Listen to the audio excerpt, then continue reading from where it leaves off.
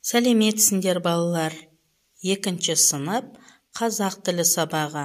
Сабақтың тақырыбы антоним дегеніміз.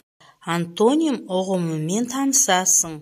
Тапсырмаларды орындау барысында антоним сөздерді тауып, мағынасын ажыратасың. Мына бейнероликке назар аударыңдар.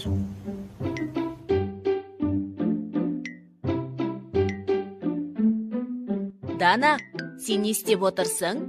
Мен ойланып отырмын. Не туралы ойланып отырсың? Қарындаш туралы ма? Иә, қараңызшы, мына екі қарындаштың қандай айырмашылығы бар? Айырмашылық дейсің бе? Мынау ақ қарындаш. Ал мынау қара қарындаш. Иә, дұрыс айтасың. Ақ және қара қарындаш. Тағы мына қарындаш қысқа. Онда мына қарындаш ұзын. Сондай-ақ мынау жуан қарындаш. Иә, ал мынау жіңішке. Ақ, қара, ұзын, қысқа, жуан, жіңішке. Бұл сөздер қарама-қарсы мағыналы сөздер деп аталады. Бұл сөздерді біз заттың сынын білдіретін сөздер деп оқыған едік. Иә, бұл сөздер заттың сынын білдіреді, әрі мағыналары бір-біріне қарама-қарсы.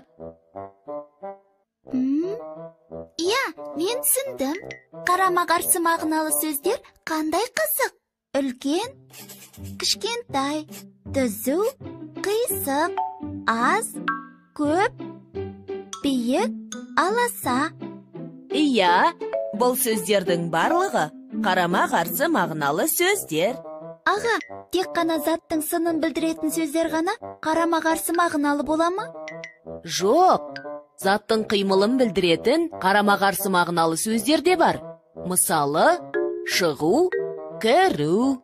Мезгілді білдіретін де қарама-қарсы мағыналы сөздер бар. Мысалы, күндіз, түн, қыс, жаз. Аға, қараңыз, Вики бір-біріне қарама-қарсы екі түрлі аяқ киім әкеліп қойыпты.